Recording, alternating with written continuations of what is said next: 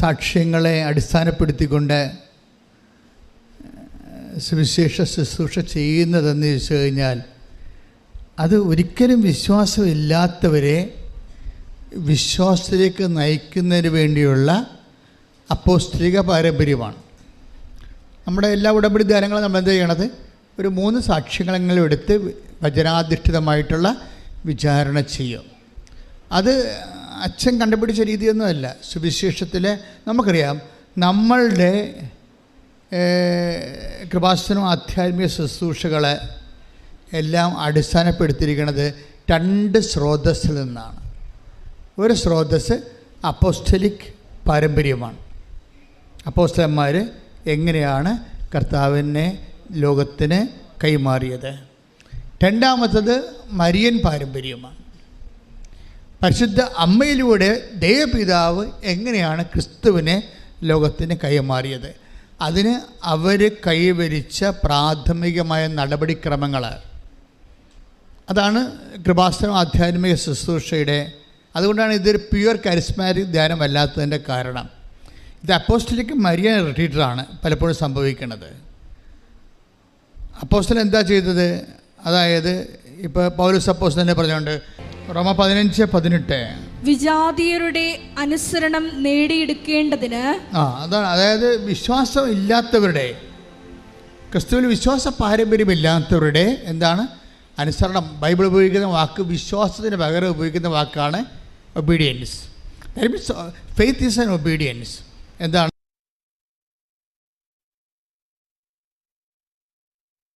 വെളിപാടുകളോടുള്ള അനുസരണമാണ് വിശ്വാസം എന്ന് പറയണത്. വിശ്വാസം എന്ന് പറയുന്നത് എന്താണ്?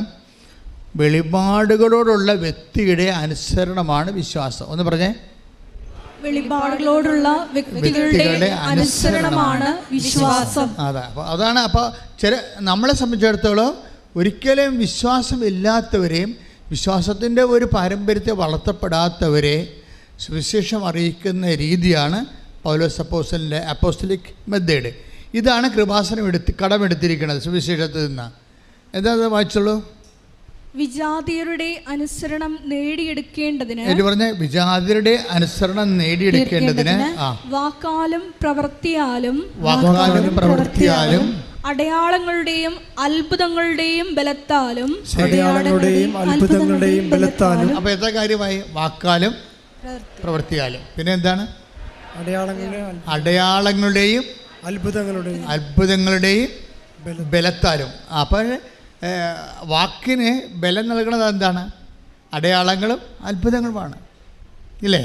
അടയാളങ്ങളും അത്ഭുതങ്ങളുമാണ്. ഇതായത് പള്ളിപ്രസംഗങ്ങളും സുവിശേഷ വേലയും തമ്മിലുള്ള വ്യത്യാസമാണ്. പള്ളിപ്രസംഗങ്ങൾ പലപ്പോഴും സുവിശേഷ വേല അല്ലെന്ന് നമുക്ക് തോന്നിപ്പോകും. എന്താണ്? അവർ കുറേ ആൾക്കാരെ സൂചിപ്പിക്കാൻ പറ്റിയുള്ള കഥകളും കാര്യങ്ങളൊക്കെ പറഞ്ഞ് അത് വേറെ ലെവലിൽ പോകും. വിശ്വാസത്തിൽ അത് പിന്നെ പക്ഷേ ഉപദ്രവം ചെയ്യാത്തതിൻ്റെ കാരണം വിശ്വാസം സ്വീകരിച്ചവർക്ക് വേണ്ടിയുള്ള ട്രീറ്റ്മെൻറ്റ് ആയതുകൊണ്ടാണ്. പക്ഷേ കൃപാസനം ടാർഗറ്റ് ചെയ്യണം അതല്ല, സീറോ ഫെയ്ത്ത് ഉള്ള ആൾക്കാരെയാണ്. സീറോ ഫെയ്ത്ത് ഉള്ളവർക്ക് എന്താ വേണ്ടത്? വാക്കാലും പ്രവൃത്തിയാലും. പറഞ്ഞേ. പിന്നെന്താണ്? അടയാളങ്ങളാലും അത്ഭുതങ്ങളാലും. അടുത്തത് എന്താണ്? പരിശുദ്ധാത്മാവിന്റെ ശക്തിയാലും. ഞാൻ വഴി ക്രിസ്തു പ്രവർത്തിച്ചവയൊഴികെ ഒന്നിനെക്കുറിച്ചും സംസാരിക്കാൻ ഞാൻ തുനിയുകയില്ല. കൃപാസനത്തിൽ നടന്ന അത്ഭുതങ്ങളെ പറയത്തുള്ളൂ. കാര്യം അത് നമ്മുടെ കൺമുമ്പിൽ നമ്മൾ കണ്ടതാണ്.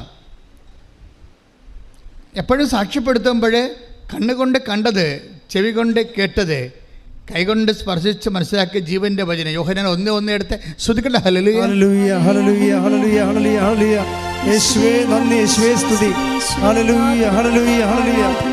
1 യോഹന്നാൻ 1:1 ആദ്യം മുതൽ ഉണ്ടായിരുന്നതും ആദ്യം മുതൽ ഉണ്ടായിരുന്നതും ഞങ്ങൾ കേട്ടതും സ്വന്തം കണ്ണുകൊണ്ട് കണ്ടതും സൂക്ഷിച്ചു വീക്ഷിച്ചതും കൈകൊണ്ട് സ്പർശിച്ചതുമായ ജീവന്റെ വചനത്തെ പറ്റി ഞങ്ങൾ അറിയിക്കുന്നു. അതായത് എങ്ങനെ അറിയിപ്പ് നൽകണത്? കണ്ണുകൊണ്ട് കണ്ടത്, ചെവി കൊണ്ട് കേട്ടത്, കൈകൊണ്ട് സ്പർശിച്ച് മനസ്സിലാക്കി. അതായത് നമുക്ക് ഇതാണ് അനുഭവ സാക്ഷ്യം എന്ന് പറയുന്നത്. അനുഭവമില്ലാതെ നമുക്ക് വിശ്വാസം കൈമാറാൻ പറ്റത്തില്ല. വിശ്വാസത്തെ കൈമാറ്റണത് എന്താണ്? അനുഭവങ്ങളാണ്. അതുകൊണ്ട് നിങ്ങൾക്ക് അവകാശപ്പെട്ടതാണ് എന്ത്? അനുഭവം. നിങ്ങൾ സുവിശേഷം കൈമാറാൻ വേണ്ടി ഒരു അനുഭവം തരാൻ ചോദിക്കണം. അല്ലെ എനിക്ക് IELTS പാസ്സാകണമെന്നല്ല ചോദിക്കേണ്ടത്. കർത്താവിനോട് ഇപ്പം നമ്മൾക്ക് കുഞ്ഞുങ്ങൾക്ക് ഭക്ഷണം കൊടുക്കുമ്പോൾ എന്ത് ചെയ്യും? നമ്മൾ ആ മീനിൻ്റെ മുള്ളൊക്കെ എടുത്ത് മാറ്റിയിട്ടല്ലേ കൊടുക്കണേ? മീനിൻ്റെ കഷ്ണം മാത്രം എടുത്ത് ചോറിൻ്റെ കൂടെ കുഴച്ച് ചാരം കൂടി കുഴച്ചാൽ മുള്ളൊക്കെ എടുത്ത് മാറ്റും. ഇതിനാണ് കുഞ്ഞുങ്ങൾക്ക് കൊടുക്കണത്. ഇതുപോലെ ഫോർമാറ്റ് കറക്റ്റ് ചെയ്യണം. നിങ്ങൾ ചോദിക്കേണ്ടത് എൻ്റെ വസ്തു വിറ്റ് തരണേ എന്നല്ല പറയേണ്ടത്. എൻ്റെ കല്യാണം നടത്തി തരണേ അല്ല പറയേണ്ടത്. കർത്താവേ, വിശ്വാസ കൈമാറ്റത്തിന് എനിക്കൊരു അനുഭവം തരണേ. ക്ലിയർ അല്ലേ എന്ന് പറഞ്ഞേ? കർത്താവേ, അങ്ങേ ലോകത്തിന് കൊടുക്കാൻ എനിക്ക് സ്വന്തമായ ഒരു അനുഭവം തരണമേ, ഒരു അതിശയം തരണമേ, എന്നെ അഭിഷേകം ചെയ്യണമേ. കടിച്ചാൽ പൊട്ടാത്ത കുറേ വചനങ്ങള് നിങ്ങൾക്ക് ഇങ്ങനെ വിശ്ലേഷിച്ച് തന്നിട്ട് നിങ്ങൾ ഉണ്ടുകൂട്ടി തിന്നിട്ട് എന്ത് കാണിക്കാനാ? വ്യക്തിപരമായിട്ട് ദൈവാനുഭവം ഇല്ലാതെ. ഇതാണ് പ്രശ്നം. വ്യക്തിപരമായിട്ട് സഭയിൽ. അതുകൊണ്ട് വചനം എന്താ പറയുക? അപ്പോസ്തല പാരമ്പര്യം എന്താ? വചനം എന്താണ്? Help those who have all kind of troubles. 2 Corinthians 1:4. ശ്രദ്ധിക്കട്ടെ. ഹല്ലേലൂയ ഹല്ലേലൂയ ഹല്ലേലൂയ ഹല്ലേലൂയ. യേശുവേ നന്ദി. ഹല്ലേലൂയ. 2 Corinthians 1:4 ദൈവം ഞങ്ങൾക്ക് നൽകുന്ന സാന്ത്വനത്താൽ. ദൈവം ഞങ്ങൾക്ക് നൽകുന്ന സാന്ത്വനത്താൽ ഓരോ തരത്തിലുള്ള വ്യതകൾ അനുഭവിക്കുന്നവരെ ആശ്വസിപ്പിക്കാൻ. അപ്പോസ്തലന്മാരുടെയും സഭയുടെയും ലക്ഷ്യം എന്താണ്? ദൈവം തങ്ങൾക്ക് നൽകുന്ന സാന്ത്വനത്താൽ. സ്വന്തമായിട്ട് സാന്ത്വനം കിട്ടണം, സ്വന്തമായിട്ട് അനുഭവം ഉണ്ടാകണം. സ്വന്തമായിട്ട് തിയോളജിയും ഫിലോസഫിയും മാത്രം പഠിച്ചിരുന്ന സുവിശേഷ വേല നടക്കത്തില്ല. കറക്റ്റല്ലേ? അതാണ് ദൈവം തങ്ങൾക്ക് നൽകുന്ന സാന്ത്വനത്താൽ. പറഞ്ഞ് ദൈവം തങ്ങൾക്ക് നൽകുന്ന സാന്ത്വനത്താൽ ഓരോ തരത്തിലുള്ള വ്യതകൾ അനുഭവിക്കുന്നവരെ help those who have all kind of troubles. അതായത് നമുക്ക് വ്യതകൾ ചെറിയ വ്യതകളാണ്. എന്തെല്ലാം തരം വ്യതകളാണ് മനുഷ്യനെ ഉള്ളത്. അതായത് രോഗവും വ്യാധികളല്ല, വ്യാധി മാറാത്ത രോഗമാണ് വ്യാധി എന്ന് പറയണത്. അതിനേക്കാൾ വ്യഥകളെന്ന് പറയുന്നത് എന്താണ്? ഇത് നമുക്കുണ്ടാക്കുന്ന മാനസിക പീഡകളാണ് വ്യഥകളെന്ന് പറയണത്. അപ്പോൾ എന്തും തരത്തിലുള്ള പീഡകളാണ് നമുക്കുണ്ടാകണത് അല്ലേ? അപ്പോൾ നമ്മൾക്ക് കല്യാണം ഒക്കണില്ല എന്ന് പറയുമ്പോൾ ഇപ്പോൾ 34 വയസ്സായി, കല്യാണം ഒക്കണില്ല. അപ്പോൾ അമ്മ എന്താണ് വിചാരിക്കണത്? അവളുടെ കല്യാണം നടത്തിയിട്ട് വേണം അനിയത്തിയുടെ കല്യാണം നടത്താൻ. അതാണ് വ്യഥ, അതല്ല വ്യഥ. ഇപ്പോൾ നമ്മൾ ഒരു വീട്ടിൽ ഭാഗവടമ്പടി നടക്കണില്ല, അതിന് 10-16 അവകാശികളാണ്. നമുക്ക് ആ വീടൊന്ന് പുതുക്കി പണിയാൻ പറ്റണില്ല, അവകാശികൾ വേറെ കൊണ്ട് കേസ് കൊടുക്കും. പക്ഷെ അത് കാരണം വീട് പുതുക്കാത്ത കാരണം മക്കളുടെ കല്യാണം നടക്കണില്ല. അതാണ് വ്യഥ. ഇതെല്ലാം അഡ്രസ്സ് ചെയ്യണമെന്നാണ് പറയണത് ബൈബിള്. ഇതെല്ലാം അതാണ് ബൈബിൾ പറയണത്. എന്താണ് പറയണത്? ഓരോ തരത്തിൽ പറഞ്ഞ് ഓരോ തരത്തിലുള്ള വ്യഥകൾ അനുഭവിക്കുന്നവരെ ആശ്വസിപ്പിക്കാൻ ഞങ്ങൾ ശക്തരാകേണ്ടതിന് ദൈവം ഞങ്ങൾ ദൈവത്തിൽ നിന്ന് അനുഭവിക്കുന്ന അതേ ആശ്വാസം തന്നെ അവരും അനുഭവിക്കേണ്ടതിന് അവിടുന്ന് ഞങ്ങളെ എല്ലാ ക്ലേശങ്ങളിൽ നിന്ന് സമാശ്വസിപ്പിക്കുന്നു. ബേസിക്കായിട്ട് ദൈവത്തിൻ്റെ നടപടി എന്താണ്? ക്ലേശങ്ങളിൽ നമ്മളെ സമാശ്വസിപ്പിക്കുകയാണ്. അത് ക്ലേശങ്ങളുടെ മനുഷ്യൻ്റെ വ്യത്യസ്തങ്ങളായ ക്ലേശങ്ങളില്ലേ, ചെറുതും വലുതുമായിട്ടുള്ള ക്ലേശങ്ങൾ. ചെറിയ ആൾക്കാർക്ക് ചെറിയ ക്ലേശങ്ങളെന്ന് പറഞ്ഞൊരു വല്ല കഥയുണ്ടാ. എല്ലാ ക്ലേശങ്ങൾക്കും ഒരു ചൊറിയായാലും ക്യാൻസർ ആയാലും വേദന ഒരുപോലെയാണ്. അനുഭവിക്കുന്നതിന് അതിൻ്റെ അത് മനസ്സിലാകത്തുള്ളൂ. ഇപ്പം ഇന്നത് ചെറുത് ഇന്നത് വലുതെന്നും പറയാൻ പറ്റത്തില്ല. അതുകൊണ്ടാണ് ഓരോ വിഷയവും ഞങ്ങൾ സീരിയസ് ആയിട്ട് കേൾക്കണത്. നമുക്കത് കേൾക്കുമ്പോൾ അത് സീരിയസ്. ഇതാണ് ആ കാര്യം. ഇവിടെ ക്യാൻസർ 4ാം സ്റ്റേജിൽ നിൽക്കണമെന്ന് അതൊന്നും പറഞ്ഞിട്ട് കഥയില്ല. അവർക്കത് വിഷയമാണ്. അവർക്കത് കഴിഞ്ഞിട്ട് മാത്രമേ അടുത്ത ഇനി മുന്നോട്ട് പോകാൻ പറ്റത്തുള്ളൂ. അതുകൊണ്ട് ആ ക്യാൻസർ 4ാം സ്റ്റേജ് കേൾക്കണ അതേ സീരിയസ്നെസ്സോട് തന്നെ അവരുടെ വീട്ടിലെ മകള് ഡൈവേഴ്സായ കാര്യം കേൾക്കും. എന്താ അവർക്കതാണ് പ്രശ്നം. അതാണ് ഓരോ തരത്തിൽ. നിങ്ങൾക്ക് കാര്യം മനസ്സിലായില്ലേ? ദൈവം എന്ത് കൃത്യമായിട്ടാണ് ഇതിനാണ് ദൈവം ഉടമ്പടി സ്ഥാപിച്ചിരിക്കുന്നത്. പഴയ കാലങ്ങളിലും പുതിയ കാലങ്ങളിലുമുള്ള ദൈവത്തിൻ്റെ കൃപയുടെ സ്രോതസ്സ് ഉടമ്പടിയാണ്.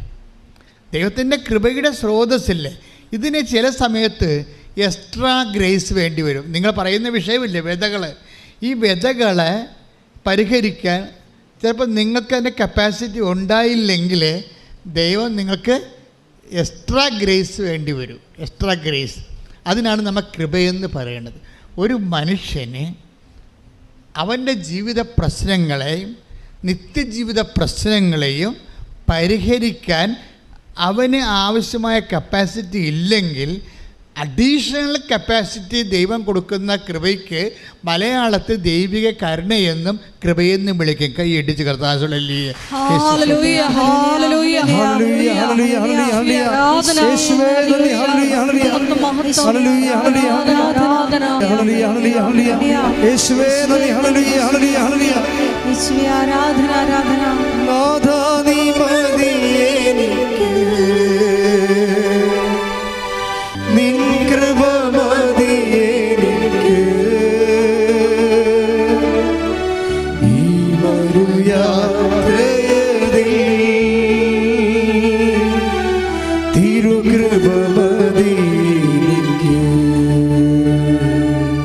ദൈവത്തിൻ്റെ ഫൗണ്ടമെൻ്റൽ ആറ്റിറ്റ്യൂഡ് അല്ലെങ്കിൽ മനസ്ഥിതി എന്ന് വെച്ചാൽ വ്യത്യസ്തങ്ങളായ ക്ലേശങ്ങൾ ഇരിക്കുന്നവരുടെ ക്ലേശങ്ങളെ അഭിസംബോധന ചെയ്യണമെന്നാണ്.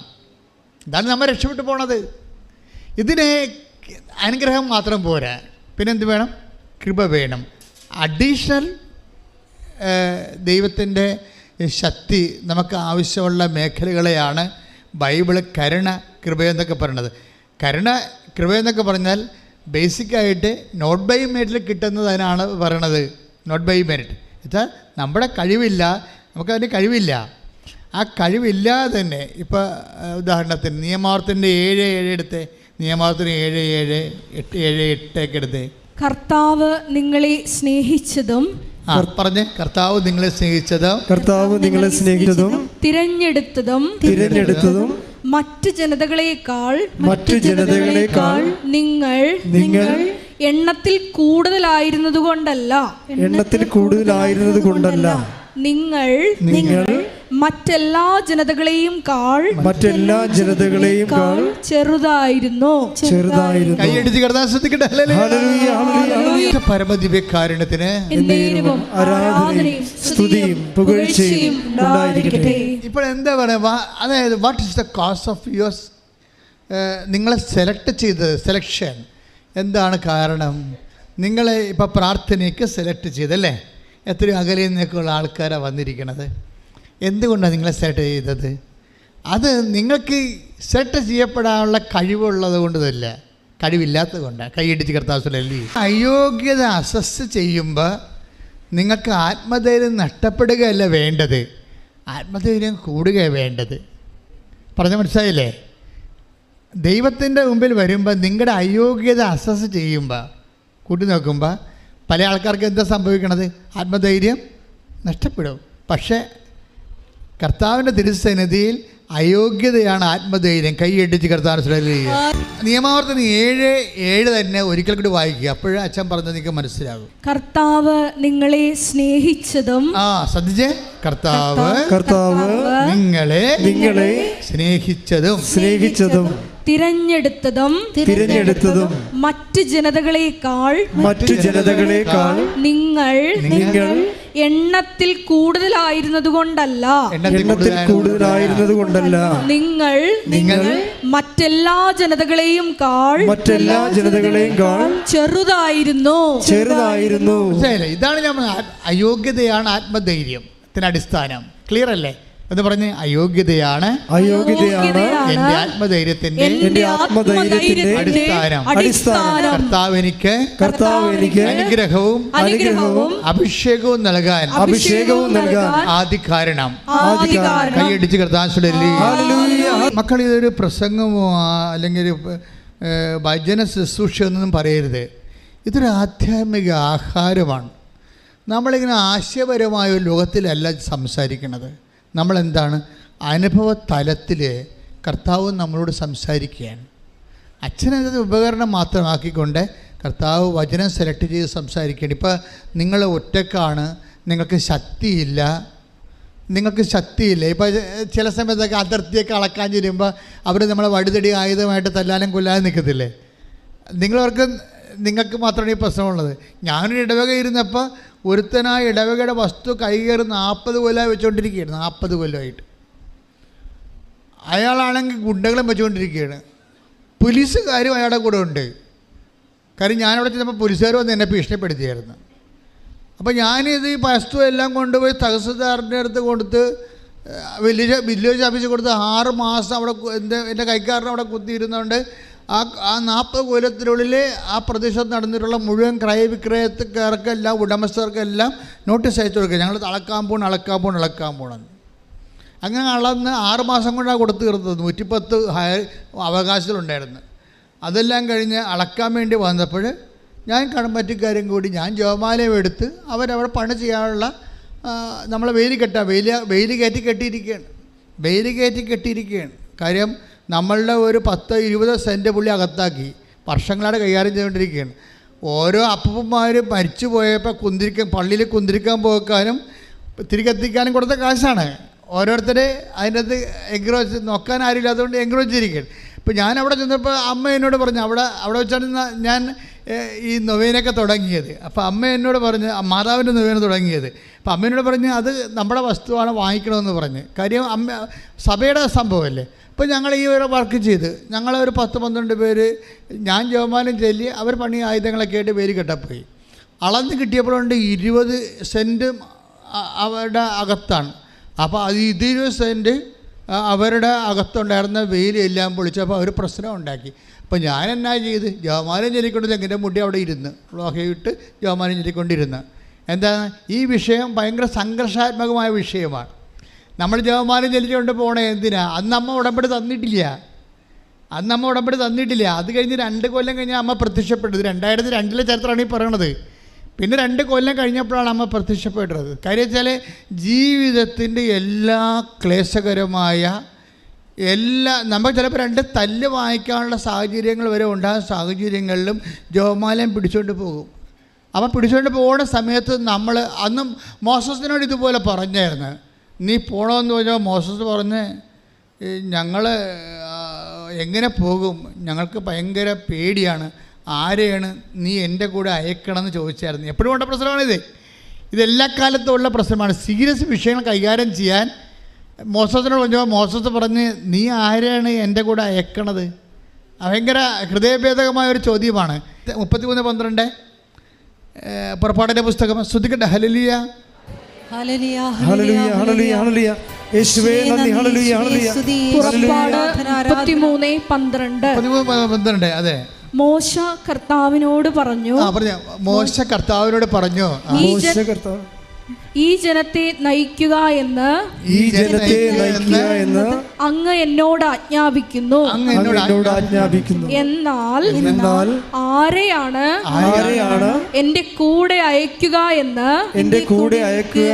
അറിയിച്ചിട്ടില്ല. അപ്പൊ ഈ ആരെയാണ് കൂടെ അയക്കണമെന്ന് അറിയിച്ചിട്ടില്ല എന്ന് പറയുമ്പോ അത് ആരെയാണ് അയക്കണമെന്നുള്ളത് അണ്ടർസ്റ്റുഡാണ്.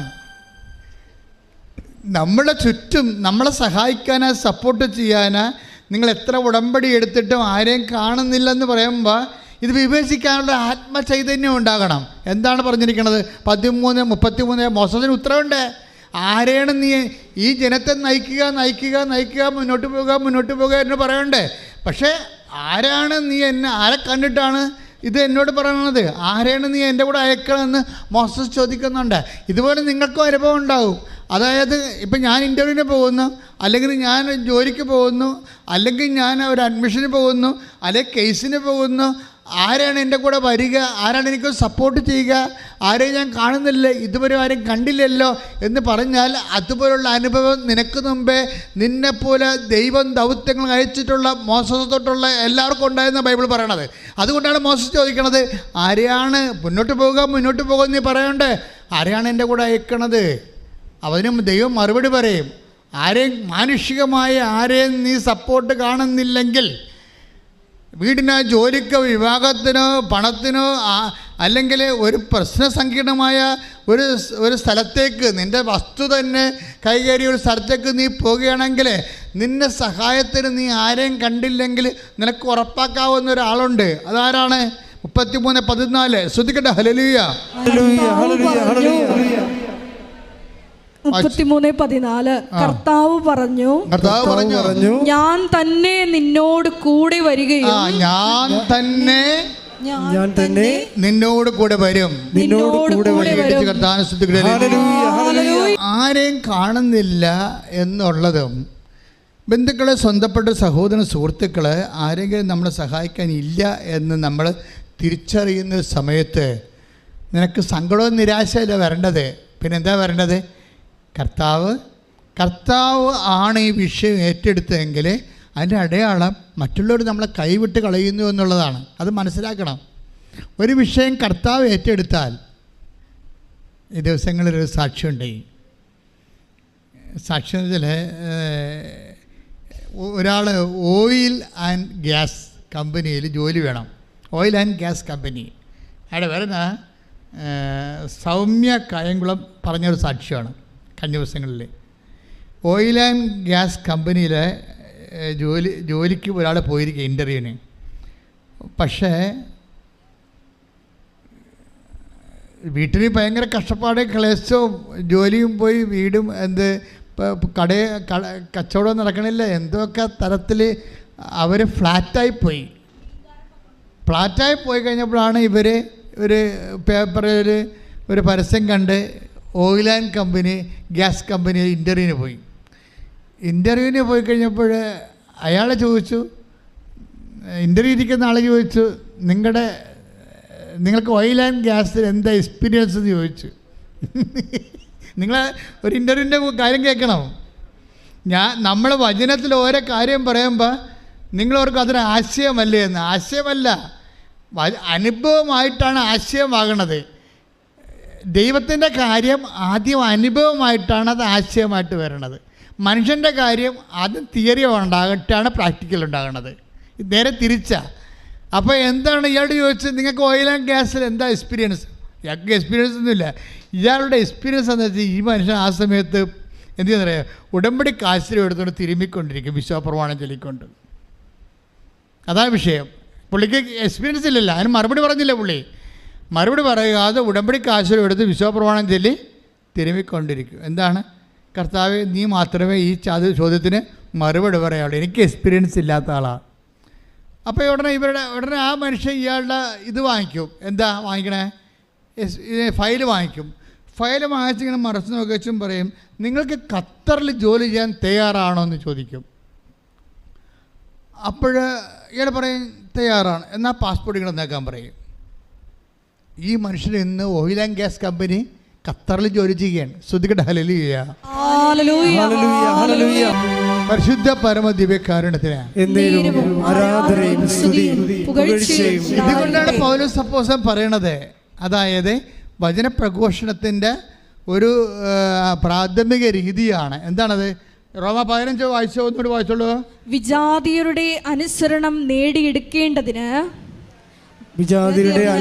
നേടിയെടുക്കേണ്ടതിന് വാക്കാലും പ്രവൃത്തിയാലും റോമ 15:18 വായിച്ചോളൂ. വിജാതിയരുടെ അനുസരണം നേടിയെടുക്കേണ്ടതിന് വാക്കാലും പ്രവൃത്തിയാലും അടയാളങ്ങളുടെയും അത്ഭുതങ്ങളുടെയും ബലത്താലും പരിശുദ്ധാത്മാവിന്റെ ശക്തിയാലും ഞാൻ വഴി ക്രിസ്തു പ്രവർത്തിച്ചവയൊഴികെ ഒന്നിനെക്കുറിച്ചും സംസാരിക്കാൻ ഞാൻ തുനിയുകയില്ല. അപ്പൊ ഞാൻ വഴിയെന്ന് പറഞ്ഞ ആര് വഴിയാ? ഞാനും വഴി. പൗലോസ് അപ്പോസ്തലൻ പറഞ്ഞ് ഈ ആൾക്ക് ഈ ഖത്തറിൽ ജോലി കിട്ടാൻ കാരണം എന്താണെന്നറിയാമോ? അവർ പറയുന്നുണ്ട്, എന്നാ അവരുടെ പേര് സൗമ്യ കായംകുളം, അവരാണ് വൈഫ് പറയുന്നുണ്ട്, ഞങ്ങളിങ്ങനെ എങ്ങനെ ജീവിക്കുമെന്നറിയാതെ അന്തരാളം പൂണ്ട് വിഷമിച്ച് നടക്കുന്ന കാലത്ത് ഒരു മീൻകാരൻ ഞങ്ങൾക്കൊരു കൃപാസനം പത്രം തന്നെന്ന്. Price the Lord.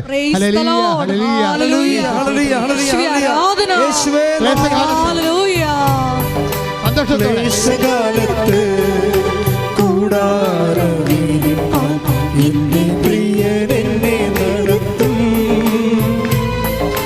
അല്പകാലം കഴിഞ്ഞ് ഉയർന്നതാം പാറമേൽ എന്നെ അവൻ കയറ്റി നിർത്തും. അല്പകാലം കഴിഞ്ഞ് ഉയർന്നതാം പാറമേൽ എന്നെ അവൻ കയറ്റി നിർത്തും. ദേശേ ആ പാട്ടൊന്ന് പറഞ്ഞു കൊടുത്തേ, നിങ്ങളത് ഏറ്റ് പറയുക. ആ പാട്ട് ക്ലേശകാലത്ത് കൂടാര വിരിപ്പാൽ എന്റെ പ്രിയൻ എന്നെ ഇരുത്തും. അല്പകാലം കഴിഞ്ഞ് ഉയർന്നതാം പാറമേൽ എന്നെ അവൻ കയറ്റി നിർത്തും. ഒന്നുകൂടി പഠിക്കുക. ക്ലേശകാലത്ത് കൂടാര വിരിപ്പാൽ എന്റെ പ്രിയൻ എന്നെ ഇരുത്തും. അല്പകാലം കഴിഞ്ഞ് ഉയർന്നതാം പാറമേൽ എന്നെ അവൻ കയറ്റി നിർത്തും. പാടാം, ഒരുമിച്ച് പാടാം. ഹല്ലേലൂയ, ഹല്ലേലൂയ. യേശുവേ നന്ദി, യേശുവേ ആരാധന. ഹല്ലേലൂയ. സന്തോഷത്തോടെ എഴുന്നേൽക്കുക. എഴുന്നേര്.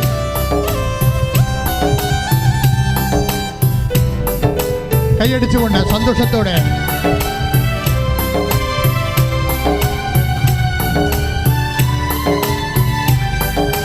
ക്ലേശകാലത്ത് കൂടാര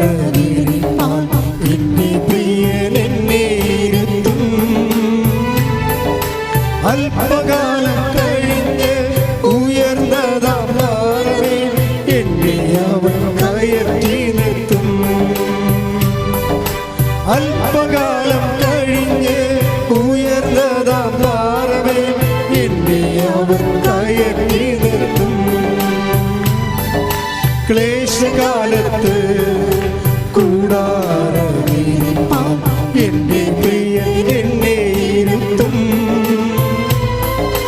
അല്പകാലം കഴിഞ്ഞ് ഉയർന്നതാം പാറമേൽ എന്നെ അവൻ കയറ്റി നിർത്തും. കൈകൾ ഉയർത്തിയടിച്ചുകൊണ്ട് അല്പകാലം കഴിഞ്ഞ് ഉയർന്നതാം പാറമേൽ എന്നെ അവൻ കയറ്റി നിർത്തും. ക്ലേശ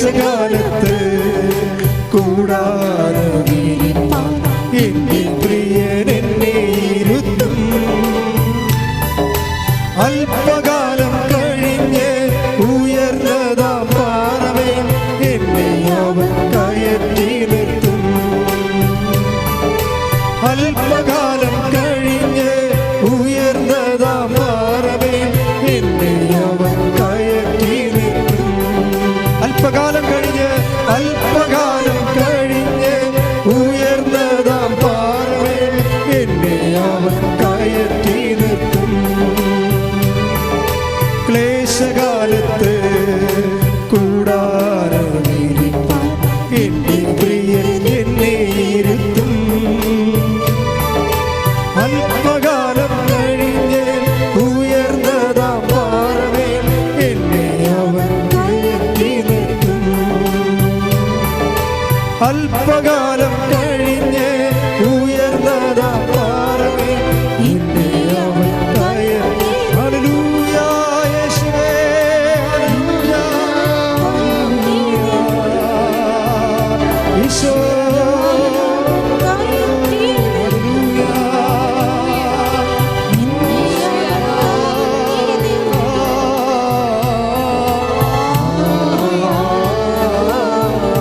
ഭാഷാപരത്തോടെ അല്പകാലം കഴിഞ്ഞ് ഉയർന്നതാം പാറമേൽ എന്നെ അവൻ കയറ്റി നിർത്തും.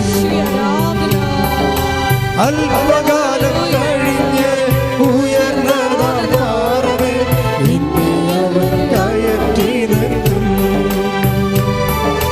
ക്ലേശകാലത്ത് കൂടാരമിരിപ്പാൻ എന്റെ പ്രിയൻ എന്നെ ഇരുത്തും. അല്പകാലം കഴിഞ്ഞ് ഉയർന്നതാം പാറമേൽ എന്നെ അവൻ കയറ്റി നിർത്തും. അല്പകാലം കഴിഞ്ഞ് ഉയർന്നതാം പാറമേൽ എന്നെ അവൻ കയറ്റി നിർത്തും. Praise the Lord. Praise the Lord. ഇരിക്കുക.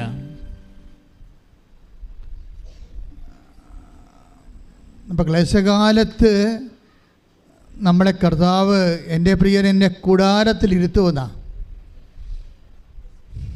ഈ കൂടാരത്തിലാണ്, മഹാകൂടാരത്തിലാണ് കൃപാസനം ഉള്ളത്. പഴയ നിയമത്തിൽ കർത്തൃ സന്നിധാനം അവിടെയാ മോശ കയറി പോണതും മേഘങ്ങൾ വന്ന് കൂടാരത്തെ മൂടുന്നതും ജനങ്ങൾ കവർന്നു വീണ് അവരവരുടെ കൂടാരങ്ങളുടെ വാതിൽക്കൽ ആരാധിക്കുന്നത് മഹാകാഴ്ചയാണ്. അപ്പോൾ പഴയ കാലങ്ങളിൽ ദൈവമായിട്ട് ജനം ഉടമ്പടി ചെയ്താണ് ഈ ക്ലേശകാലങ്ങളെ അതിജീവിക്കുന്നത്. കാര്യം എന്താണ്? ക്ലേശകാലങ്ങളിൽ നമ്മുടെ കഴിവ് അനുസരിച്ച് അതിനേക്കാൾ വലിയ ജീവിത ആവശ്യങ്ങൾ നമുക്ക് വരും.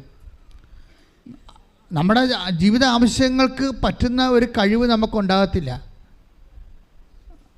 അതുകൊണ്ടാണ് ദൈവം പറഞ്ഞത്, നിൻ്റെ വണ്ണവും എണ്ണവും കണ്ടല്ല ഞാൻ നിന്നെ തിരഞ്ഞെടുത്തത്, ഞാൻ നിന്നെ സ്നേഹിച്ചത്. നീ എണ്ണത്തിൽ കുറഞ്ഞത് അത് തന്നെയാണ് നിന്നെ സ്നേഹിക്കാൻ കാരണമെന്ന്. കാര്യം ഞാനാണ് ദൈവം. ശ്രദ്ധിക്കട്ടെ. ഹല്ലേലൂയ, ഹല്ലേലൂയ, ഹല്ലേലൂയ. യേശുവേ നന്ദി, ഹല്ലേലൂയ, ഹല്ലേലൂയ, ഹല്ലേലൂയ, ഹല്ലേലൂയ. യേശുവേ സ്തുതി, ഹല്ലേലൂയ, ഹല്ലേലൂയ. വചനത്തെ പൂർത്തീകരിക്കുന്ന നന്ദി പറയുന്നു. ആരാധന, ആരാധന യേശുവേ,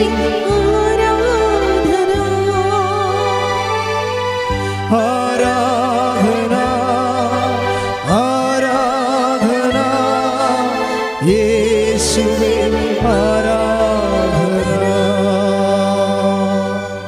അതായത് ഞാൻ തന്നെ നിൻ്റെ കൂടെ വരും. ഈ വചനം ഒരിക്കലും മറക്കരുത് മക്കളെ. കാര്യം മോസസ് എന്താ ചോദിച്ചത്? 13:12 ആരെയാണ് എൻ്റെ കൂടെ? എനിക്ക് ആരാണ് സഹായം തരാൻ പോണത്? എൻ്റെ മകളുടെ കല്യാണത്തിന് ആരാണ് എനിക്ക് സഹായം തരാൻ പോണത്? ഈ രോഗത്തിൽ നിന്ന് ആരാണ് എന്നെ സുഖപ്പെടുത്താൻ പോകുന്നത്? എപ്പോഴും നമുക്ക് ഓരോരോ കാര്യങ്ങൾക്ക് ചോദ്യമല്ലേ? അതല്ലേ കർത്താവിൻ്റെ വചനം നമ്മൾ വായിച്ചത്. 2 Corinthians 1:4 എല്ലാ തരത്തിലുള്ള ബന്ധങ്ങൾ അനുഭവിക്കുന്നവരെ. കഴിഞ്ഞ ദിവസങ്ങളിൽ ഡോക്ടർ ഡെൽറ്റ ജോസഫ് എന്നും പറഞ്ഞ് ഒരു MD ഡോക്ടർ സാക്ഷ്യം പറഞ്ഞു. നീ ഡോക്ടർമാരുടെ സാക്ഷ്യം കേൾക്കണം കേട്ടോ.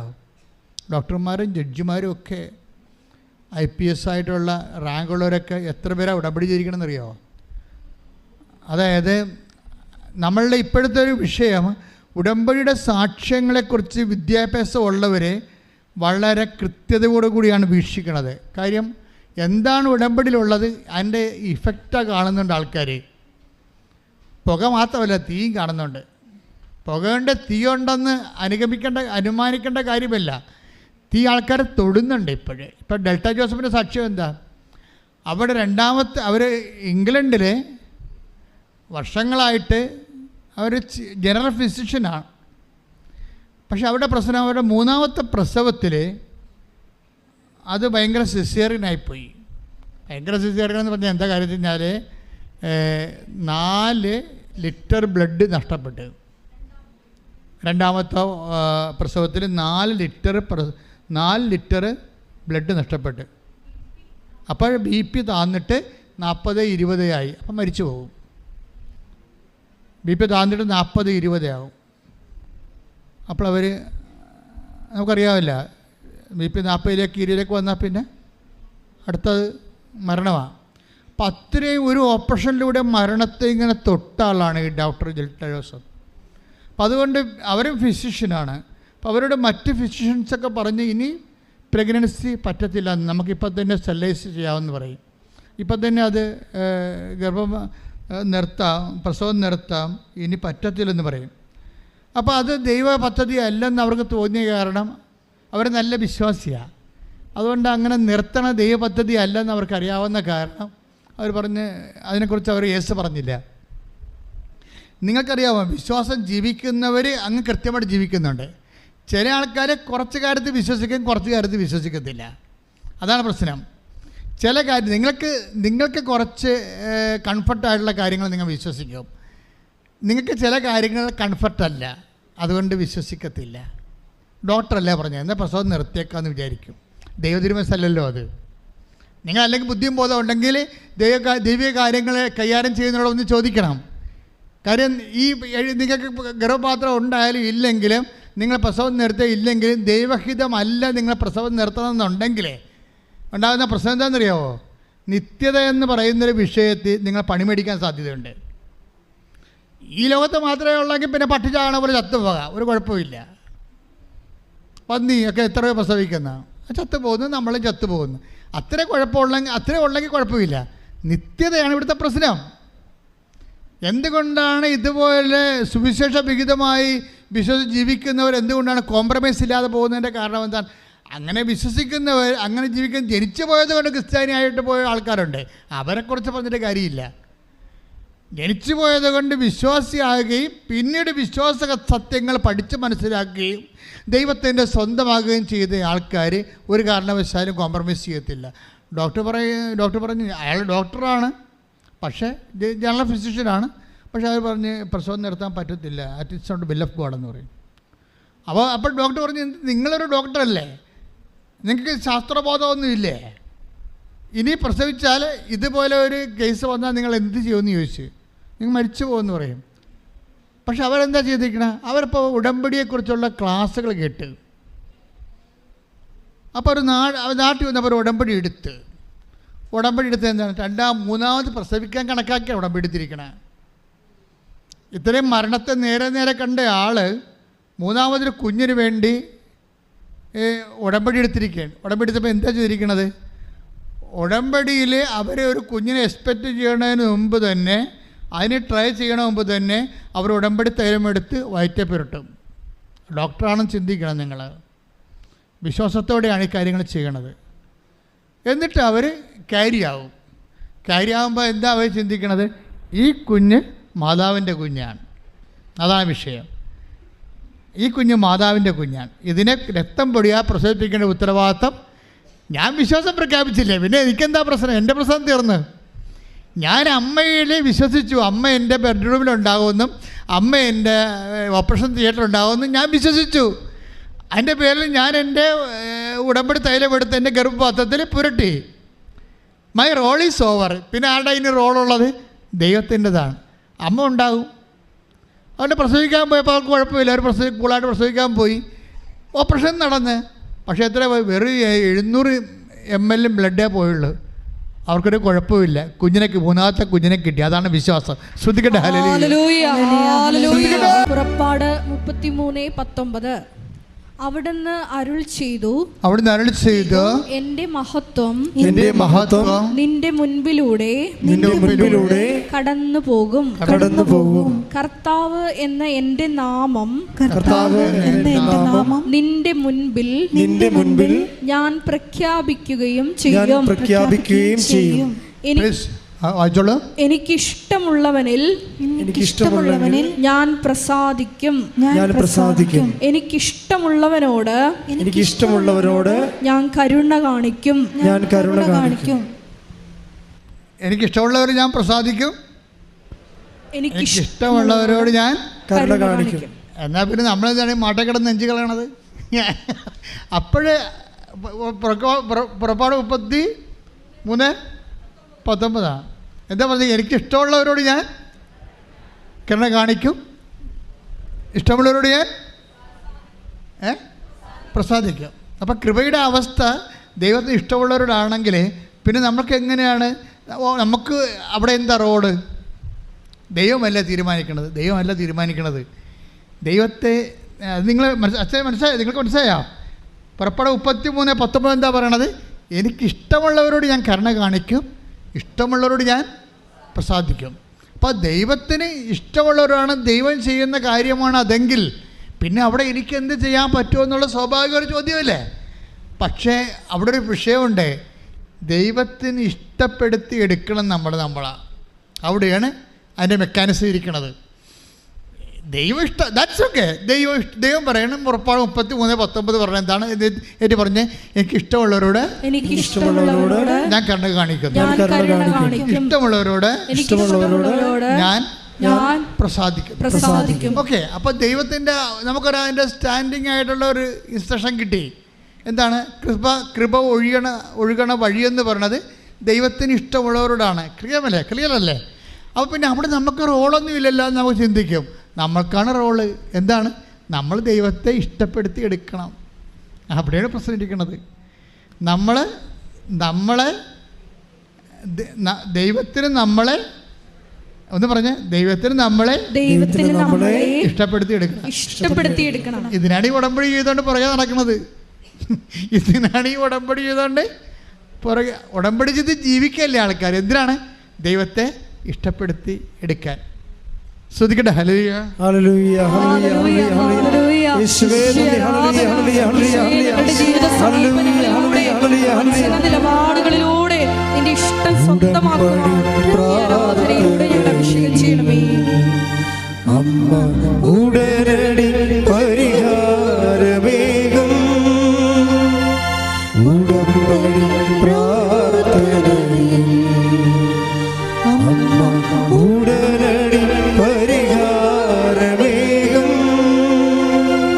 അവൻ പറയുന്നത് ചെയ്തിടുകിൽ ജീവിതം ധന്യമായി തീർന്നിടും.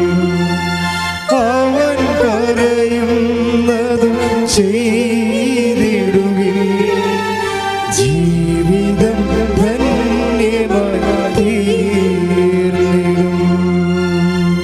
അപ്പോൾ വചനം എങ്ങനെയാണ്? 33:19 എനിക്ക് ഇഷ്ടമുള്ളവരോട് ഞാൻ കരുണ കാണിക്കുന്നു, ഇഷ്ടമുള്ളവരോട് ഞാൻ പ്രസാദിക്കുന്നു. അപ്പോൾ നമ്മുടെ മുമ്പിലുള്ള ഓപ്ഷൻ എന്താണ്? എങ്ങനെയാണ് നമ്മളെ തന്നെ ദൈവത്തിന് ഇഷ്ടപ്പെടുത്തി എടുക്കുന്നത് അല്ലേ? എങ്ങനെയുള്ളവരെയാണ് ദൈവം ഇഷ്ടപ്പെടുന്നത്? അത് അറിഞ്ഞാൽ വിഷയം തീർന്നില്ലേ? അപ്പോൾ അതുകൊണ്ട് നമുക്ക് വായിക്കാൻ പോകുന്ന പുസ്തകം യെശയ്യാ 33:30-18 എടുത്ത്. യെശയ്യാ 30:18. ശ്രദ്ധിക്കട്ടെ. ഹല്ലേലൂയ, യേശുവേ നന്ദി, നന്ദി, നന്ദി. ഹല്ലേലൂയ, ഹല്ലേലൂയ, ഹല്ലേലൂയ. യെശയ്യാ 30:18. അതിനാൽ നിന്നോട് ഔദാര്യം കാണിക്കാൻ കർത്താവ് കാത്തിരിക്കുന്നു. ഔദാര്യമാണ് കേട്ടാ, അവകാശമല്ല. അതായത് യെശയ്യാ 30:18 എന്താണ്? നിന്നോട് നിന്റെ അവകാശം തരാൻ വേണ്ടിയല്ല, നിന്നോട് ഔദാര്യം കാണിക്കാൻ എന്ന് പറഞ്ഞേ. നിന്നോട് ഔദാര്യം കാണിക്കാൻ കർത്താവ് കാത്തിരിക്കുന്നു. ക്ലിയർ അല്ലേ? ഇതാണ് ഈ അനുഗ്രഹം മുഴുവൻ ആൾക്കാർ വാങ്ങിക്കുന്നതിന്റെ കാരണം. ഇതാണ് എൻ്റെ ഗുഡൻസ് എന്ന് പറയണത്. നിന്നോട് ഔദാര്യം കാണിക്കാൻ കർത്താവ് കാത്തിരിക്കുന്നു. Read it again, other word. നിന്നോട് കാരുണ്യം പ്രദർശിപ്പിക്കാൻ അവിടുന്ന് തന്നെ തന്നെ ഉയർത്തുന്നു. എന്തെന്നാൽ കർത്താവ് നീതിയുടെ ദൈവമാണ്. അവിടുത്തേക്ക് വേണ്ടി കാത്തിരിക്കുന്നവർ ഭാഗ്യവാന്മാർ. പ്ലീസ്, ഇപ്പൊ കർത്താവിന്റെ നീതിയുടെ ഉദ്ദേശം മനസ്സിലായില്ലേ? നീതിയാണെങ്കിൽ നമുക്ക് ഈ ഔദാര്യം കിട്ടേണ്ട യാതൊരു സാധ്യതയുമില്ല. നമ്മുടെ കയ്യിരിപ്പൊക്കെ ഒന്ന് എണ്ണി നോക്കാനാണെങ്കിലേ പണി കിട്ടുമെന്നാണ് ഈ പറയണത്. അതുകൊണ്ട് ദൈവത്തെ തന്നെ ഉയർത്തുന്നു. എന്ന് വെച്ച് കഴിഞ്ഞാൽ ദൈവത്തിൻ്റെ നീതിയെ ദൈവം നീതിമാനാണെന്നുള്ള കാര്യം പ്രഖ്യാപിക്കുമ്പോൾ നമ്മളെക്കാൾ ഉയർന്നില്ലേ? പക്ഷെ അങ്ങനെ ദൈവത്തിൻ്റെ നീതിയിൽ ദൈവം നിലനിൽക്കുന്നതിൻ്റെ ഉദ്ദേശം എന്താ? നമ്മളോട് ഔദാര്യം കാണിക്കാനാണ്. ബൈബിൾ എന്ത് രസമാണെന്നറിയോ? കാര്യം ദൈവം നീതിമാനാണെന്ന് പറയുമ്പോഴും ദൈവം സത്യസന്ധനാണെന്ന് പറയുമ്പോഴും നമുക്കതുപോലെ അതിൻ്റെ വക്കത്ത് പോലും വരാൻ പറ്റത്തില്ലെന്ന് പറയുമ്പോഴും അതിൻ്റെ അർത്ഥം ദൈവത്തിൻ്റെ കരുണയ്ക്കും അവിടുത്തെ ഔദാര്യത്തിനും നമ്മളെ അർഹമാക്കാൻ വേണ്ടി ദൈവിക നടപടിയാണ് ദൈവം തന്നെ ഉയർത്തുന്നത്. കൈയടിച്ച് കർത്താവ് ചൊല്ലി. അതിനാൽ നിന്നോട് ഔദാര്യം കാണിക്കാൻ കർത്താവ് കാത്തിരിക്കുന്നു. നിന്നോട് കാരുണ്യം പ്രദർശിപ്പിക്കാൻ അവിടുന്ന് തന്നെ തന്നെ ഉയർത്തുന്നു. എന്തെന്നാൽ കർത്താവ് നീതിയുടെ ദൈവമാണ്. അവിടുത്തേക്ക് വേണ്ടി കാത്തിരിക്കുന്നവർ ഭാഗ്യവാന്മാർ. See, this is the nucleus. അവസാനം വായിച്ചില്ലേ? എന്താണ് കാര്യങ്ങൾ ഇങ്ങനെ ആയതുകൊണ്ട് നമ്മൾ എന്ത് ചെയ്യണം? അതിനാൽ അവിടുത്തേക്ക് വേണ്ടി കാത്തിരിക്കുന്നവർ ഭാഗ്യവാന്മാർ. അപ്പം നിങ്ങൾ എന്താ ചെയ്യേണ്ടത്? ദൈവത്തിന് വേണ്ടി കാത്തിരിക്കണം. ദൈവിക ഇടപെടലിന് വേണ്ടി കാത്തിരിക്കണം. കാത്തിരിക്കുമ്പോൾ എപ്പോഴും ശ്രദ്ധിക്കണം. എന്താണ്? കാത്തിരിക്കുന്ന കന്യകമാരെക്കുറിച്ച് കർത്താവ് പറഞ്ഞത് വിളക്ക് തെളിച്ചുകൊണ്ട് കാത്തിരിക്കുന്നവരെക്കുറിച്ചാണ്. വെറുതെ കാത്തിരിക്കുന്ന കാര്യമില്ല. ഉറക്കം കാത്തിരിക്കാവുന്ന കാര്യമുണ്ട്. വിളക്ക് തെളിച്ചുകൊണ്ട് കാത്തിരിക്കണം. ടേക്ക് ദ ബെഡ് അപ്പോൾ ശ്രദ്ധിക്കണം.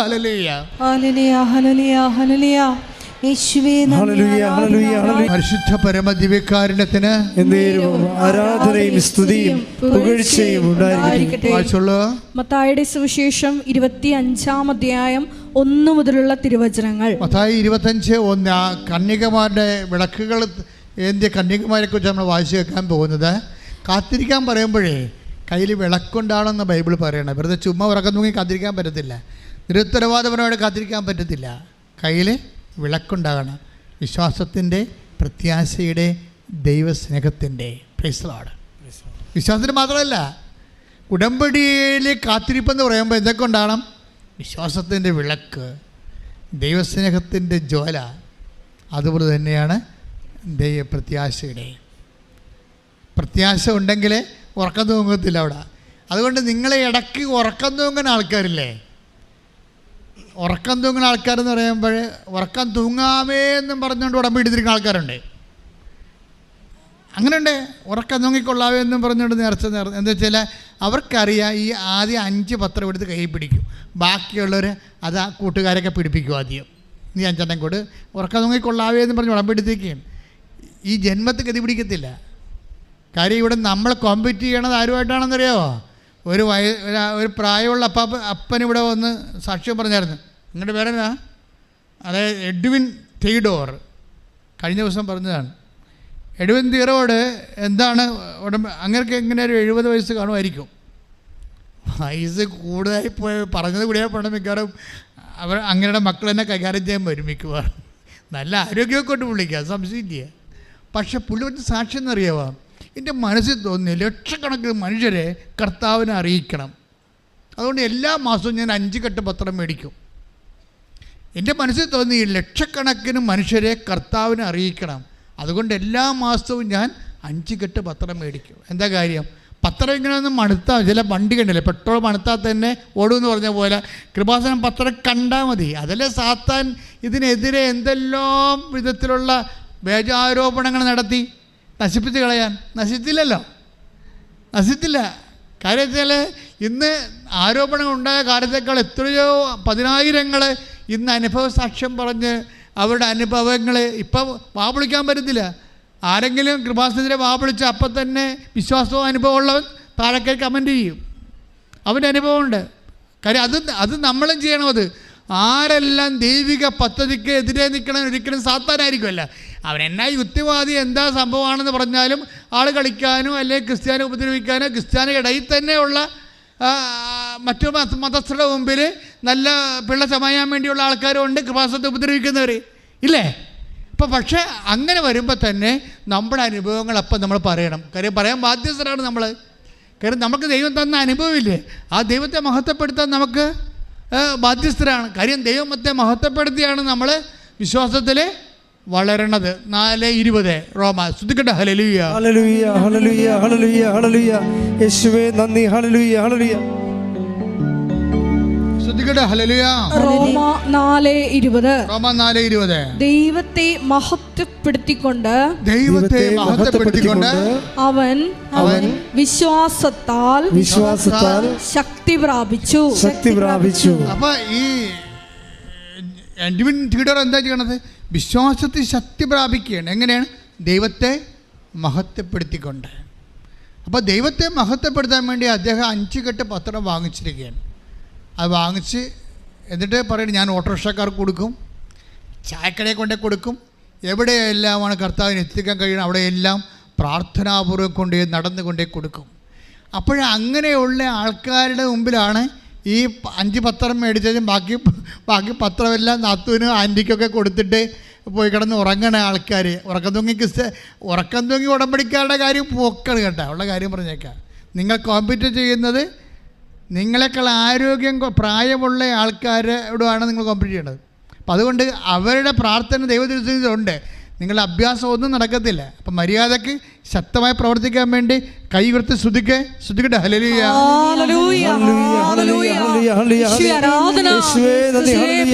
പ്രവർത്തനത്തിന്റെ അപ്പോസ്തലിക ചൈതന്യം ഈ ആരാധനയിൽ പങ്കെടുത്ത് പ്രാർത്ഥിക്കുന്ന ഞങ്ങൾക്ക് ഓരോരുത്തർക്കും കൃപയായി നൽകണമേ. ഹല്ലേലൂയ ഹല്ലേലൂയ. യേശുവേ നന്ദി, യേശുവേ ആരാധന. ഹല്ലേലൂയ. മഹത്വം മഹത്വം. ആരാധന ആരാധന. ഹല്ലേലൂയ. യേശുവേ ആരാധന. ഹല്ലേലൂയ. ഉൽപ്പത്തി പുസ്തകം 43:29. ഉൽപ്പത്തി 43:29. ശ്രദ്ധിക്കട്ടെ. ഹല്ലേലൂയ ഹല്ലേലൂയ ഹല്ലേലൂയ ഹല്ലേലൂയ. യേശുവേ നന്ദി, യേശുവേ സ്തുതി. ഹല്ലേലൂയ ഹല്ലേലൂയ. ആരാധന. ഉൽപ്പത്തി 43:29. അവൻ തലയുയർത്തി നോക്കിയപ്പോൾ തന്റെ സഹോദരൻ ബെഞ്ചമിനെ കണ്ടു. തന്റെ അമ്മയുടെ മകൻ അവൻ പറഞ്ഞു ഇവനാണോ നിങ്ങൾ പറഞ്ഞ ഇളയ സഹോദരൻ? മകനെ, ദൈവം നിന്നോട് കരുണ കാണിക്കട്ടെ. യാക്കോബിന്റെ ഇളയ മകനാ. അപ്പം ഏറ്റവും ഇളയ ബെഞ്ചമിൻ. ഇപ്പം ജോസഫിനെ അവർ ചട്ടന്മാരെല്ലാം കൊണ്ടുപോയി കിണറ്റിലിട്ട് കൊന്നു കളഞ്ഞില്ലേ. എന്നിട്ട് കർത്താവ് അവനെ എടുത്ത് ചാകാതെ രക്ഷപ്പെടുത്തി മിദ്യാൻകാരായ ഈ ബിസിനസ്സുകാർക്ക് കൊടുത്തിട്ട് ജോസഫിനെ ദൈവം ഈജിപ്തിൽ വളർത്തിയെടുത്തില്ലേ. ആ ജോസഫിനെ കാണാൻ ക്ഷാമകാലത്ത് സഹോദരന്മാർ ചെല്ലുമ്പോൾ ഒരാളെ കണ്ടില്ല ജോസഫ്. അയാളുടെ സഹോദര സ്നേഹം കണ്ടില്ലേ. അപ്പോൾ ഇത്രയേ ഉള്ളൂ ചോദിച്ചാൽ പറഞ്ഞ് ഇനി ഒരാളുണ്ട്, അവൻ്റെ പേര് ബെഞ്ചമിനാണ്. ഞങ്ങളുടെ അപ്പൻ പ്രായമായതുകൊണ്ട് ഞങ്ങളുടെ അനിയനെ നഷ്ടപ്പെട്ടത് കാരണം അവനെ അപ്പൻ സൂക്ഷിച്ചിരിക്കുകയാണ്. അവനും കൂടി നഷ്ടപ്പെട്ട അപ്പം മരിച്ചു പോകും എന്ന് പറഞ്ഞ് അവസാനം ബെഞ്ചമിനെ തരാതെ നിങ്ങൾക്ക് ഗോതമ്പ് തരത്തില്ലെന്ന് ജോസഫ് പറയും. ആ സഹോദരനാണേ, ഇളയാളെ കാണാനുള്ള ആഗ്രഹമാണ്. കണ്ടു കഴിയുമ്പോൾ ജോസഫിനെ കുറിച്ച് പറയണത് അവൻ കരയാനൊരിടം നോക്കിയെന്ന്. അവൻ അവിടെ പ്രധാനമന്ത്രിയല്ലേ, അതിന് സഹിക്കാൻ പറ്റില്ല സഹോദര സ്നേഹം കൊണ്ടേ. ഈ സഹോദര സ്നേഹമാണ് ശരിക്കും പറഞ്ഞാൽ നേരത്തെ പറഞ്ഞില്ലേ, നമ്മളോട് എന്ത് ചെയ്താലും നമ്മൾ തിരിച്ചങ്ങനെ നിങ്ങൾ ചെയ്യരുത്. പറഞ്ഞ മനസ്സിലായ? നിങ്ങൾ കഥ അറിയാതെ ആട്ടം കാണരുത്. ഈ സംഭവം ഇപ്പോൾ പറഞ്ഞ എന്താ കർത്താവ് പറഞ്ഞെന്നറിയാവോ? ജോസഫിനെ എങ്ങനെ ദൈവം സ്നേഹിച്ചു, അതാണ് വിഷയം. നമ്മുടെ സബ്ജക്റ്റ് അതാണ്. ദൈവത്തിൻ്റെ സബ്ജക്റ്റ് എന്താണ്? ഞാൻ എന്താ നിങ്ങളോട് പറഞ്ഞത് നേരത്തെ? ദൈവം എങ്ങനെയാണ് ആൾക്കാരെ സ്നേഹിക്കണത്, അത് നമ്മളെന്താ കണ്ടത്? നേരത്തെ വായിച്ചത് എന്താണ്? കർത്താവ് എങ്ങനെയാണ് ആൾക്കാരെ സ്നേഹിക്കണത്, അതിൻ്റെ കാരണങ്ങൾ എന്താണ്? അതായത് അത് നമ്മളുടെ അവകാശമല്ല, ദൈവത്തിൻ്റെ ഔദാര്യമാണ് എന്ന് നമ്മൾ നേരത്തെ കണ്ടു. ഏത് വചനത്തിലാണ് കണ്ടത്? യേശയ്യ 30:18. അത് വായിച്ചോളൂ. അതിനാൽ നിന്നോട് ഔദാര്യം കാണിക്കാൻ കർത്താവ് കാത്തിരിക്കുന്നു. നിന്നോട് കാരുണ്യം പ്രദർശിപ്പിക്കാൻ അവിടുന്ന് തന്നെ ഉയർത്തുന്നു. എന്തെന്നാൽ കർത്താവ് നീതിയുടെ ദൈവമാണ്. അവിടുത്തേക്ക് വേണ്ടി കാത്തിരിക്കുന്നവർ ഭാഗ്യവാന്മാർ. ഇപ്പൊ കർത്താവ് നീതിയുടെ ദൈവമാണ്, അവിടത്തേക്ക് വേണ്ടി കാത്തിരിക്കുന്നവർ ഭാഗ്യവാന്മാരെ. പക്ഷെ നമുക്ക് ലഭിക്കണ എന്താണ്? ഔദാര്യമാണ്, നമ്മുടെ മെറിറ്റിലല്ല. ഉടമ്പടി എപ്പോഴും വർക്ക് ചെയ്യണത് എന്താണ്? നമ്മുടെ മെറിറ്റിലല്ല, പിന്നെ എന്താണ്? കർത്താവിൻ്റെ കൃപയിലാണ്. ഇപ്പോഴെന്താ ഇവിടത്തേക്ക് പറയാൻ കാരണം വെച്ച് കഴിഞ്ഞാൽ, അതായത് ഞാൻ എനിക്കിഷ്ടമുള്ളവരോട് സ്നേഹം കാണിക്കുന്നു പറഞ്ഞില്ലേ? Take that word of God. ശ്രദ്ധിക്കട്ടെ. ഹല്ലേലൂയ. 33:19. എനിക്കിഷ്ടമുള്ളവനിൽ ഞാൻ പ്രസാദിക്കും. ഇതാണ് നമ്മുടെ പോയിന്റ്. എനിക്കിഷ്ടമുള്ളവനിൽ ഞാൻ പ്രസാദിക്കും. എനിക്കിഷ്ടമുള്ളവനോട് ഞാൻ കരുണ കാണിക്കും. അപ്പോൾ നമ്മുടെ റിസ്ക് എന്താ? എങ്ങനെ ദൈവത്തിൻ്റെ നിലപാടെന്താണ്? എനിക്കിഷ്ടമുള്ളവരോട് ഞാൻ പ്രസാദിക്കും, ഇഷ്ടമുള്ളവരോട് ഞാൻ കരുണ കാണിക്കും. അപ്പം ബോൾ നമ്മുടെ കോർട്ടിലാണ്, നമ്മളടിക്കാൻ പറ്റത്തില്ല ഇനി. അപ്പോൾ നമ്മൾ എന്താ ചെയ്യേണ്ടത്? എങ്ങനെ ദൈവത്തിന് ഇഷ്ടമുള്ള വ്യക്തിയാകാൻ കഴിയും? ക്ലിയർ അല്ലേ? എങ്ങനെ ദൈവത്തിന് ഇഷ്ടമുള്ള വ്യക്തിയായി ദൈവത്തിൻ്റെ കരുണ ആർജിക്കാൻ കഴിയും? അതാണ് ചോദ്യം. എങ്ങനെയാണ് ദൈവത്തിൻ്റെ ഇഷ്ടമുള്ള വ്യക്തിയായി ജോസഫ് മാറിയത്? അതാണ് അതിൻ്റെ ഉത്തരം. എന്താണത്? പുറപ്പാട് 43:29. അവൻ തലയുയർത്തി നോക്കിയപ്പോൾ വായിച്ചോളൂ. തന്റെ സഹോദരൻ ബെഞ്ചമിനെ കണ്ടു. തന്റെ അമ്മയുടെ മകൻ റാഹേലിന്റെ മകനാണ്. 2 മക്കളാണ്, ലെയായും റാഹേലും, 2 ഭാര്യമാണ്. അപ്പം സ്വന്തം അമ്മയുടെ മകൻ എന്ന് പറയുമ്പോൾ സ്വന്തം രക്തമാണ് അത് പറയണം. അതാണ് തൻ്റെ ബൈബിൾ പറയണത്, എൻ്റെ അമ്മയുടെ മകൻ. അവൻ പറഞ്ഞു, ഇവനാണോ നിങ്ങൾ പറഞ്ഞ ഇളയ സഹോദരൻ? മകനെ, ദൈവം നിന്നോട് കരുണ കാണിക്കട്ടെ. അപ്പോൾ ദൈവം നിന്നോട് കരുണ കാണിക്കട്ടെ എന്ന് പറഞ്ഞുകൊണ്ട് സഹോദരങ്ങളെ ഏറ്റെടുക്കുന്ന ജോസഫിനോട് ദൈവം കാണിച്ച കരുണ എന്തിൻ്റെ അടിസ്ഥാനത്തിലാണ്? ജോസഫിൻ്റെ ദൈവസ്നേഹത്തിലും സഹോദര സ്നേഹത്തിലുമാണ്. പറഞ്ഞു മനസ്സിലായില്ലേ? ദൈവം നിങ്ങളോട് കരുണ കാണിക്കട്ടെ എന്ന് ആരോടാ പറയണത്? ഈ സഹോദരന്മാരോട് പറയുകയാണ്. ഈ സഹോദരന്മാരെന്താ ചെയ്തത്? ജോസഫിനെ കുഞ്ഞുനാളിൽ ജോസഫിനെ കിണറ്റി ഇട്ട് കൊല്ലാൻ നോക്കി പാർട്ടിയാണ്. എന്നിട്ട് വിറ്റ് കാശ് വാങ്ങിച്ച് 20 വെള്ളിക്കാശ് മേടിച്ച്, അല്ലേ? ആ ആൾക്കാരോട് ജോസഫ് ക്ഷമിക്കുക, മനസ്സിലായ? കരുണ കാണിക്കാൻ എന്ന് വെച്ചാൽ ഈ പറഞ്ഞതിൻ്റെ അർത്ഥം മനസ്സിലായോ? നിങ്ങളെ വേദനിപ്പിച്ചവരെ, നിങ്ങളുടെ വസ്തു പിടിച്ചു വച്ചിരിക്കുന്നവരെ, നിങ്ങളെ അപമാനിച്ചവരെ, നിങ്ങളുടെ വീട്ടിൽ നിന്ന് ഇറക്കി വിട്ടവരെ, നിങ്ങളെ ഇന്നും വഴിയെ കൊണ്ടു നടന്ന് കളിയാക്കുന്നവരെ, നിങ്ങളെ കല്യാണത്തിന് അടിയന്തരം വിളിക്കാത്തവരെ, നിങ്ങളെ മാറ്റി നിർത്തുന്നവരെ സ്നേഹിക്കാൻ തീരുമാനിച്ചാൽ ഉടമ്പടിയുടെ ദൈവം എൻ്റെ ദൈവവേദനെ തൻ്റെ മക്കളോട് കരുണ കാണിക്കുമെന്ന് കൽപ്പിക്കുന്നു. കൈയിടിച്ച് കർത്താവില്ലേ.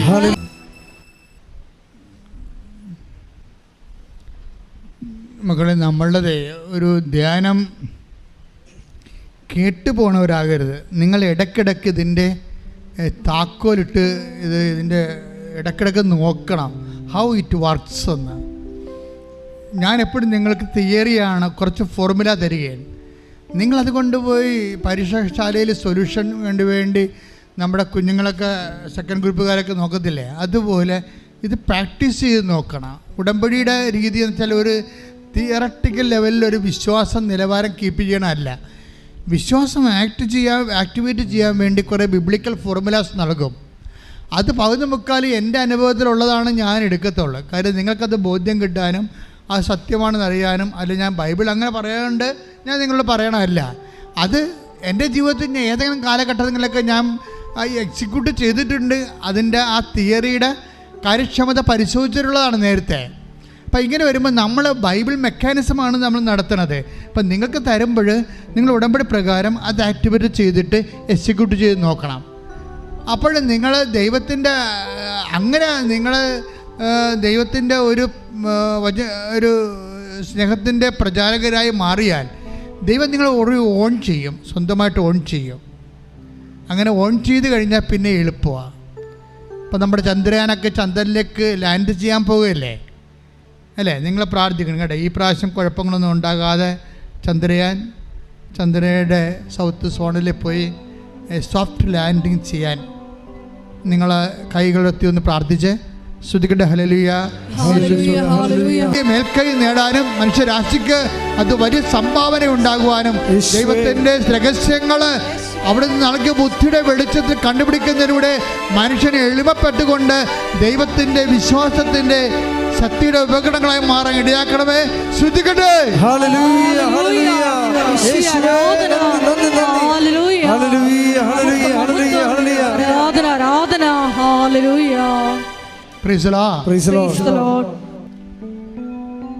രോഗസൗഖ്യ പ്രാർത്ഥനയുടെ സമയമാണ്.